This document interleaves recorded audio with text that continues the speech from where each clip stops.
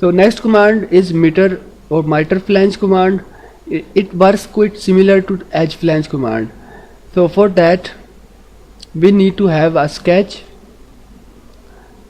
perpendicular to the plane where we want to make a flange. So for that click on this plane or face and sketch. Now make normal to, select line and draw it. Now you can select miter flange command and see it is working.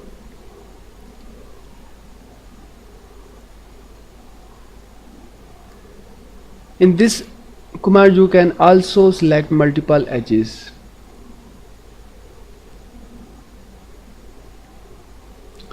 So rest of the options are here.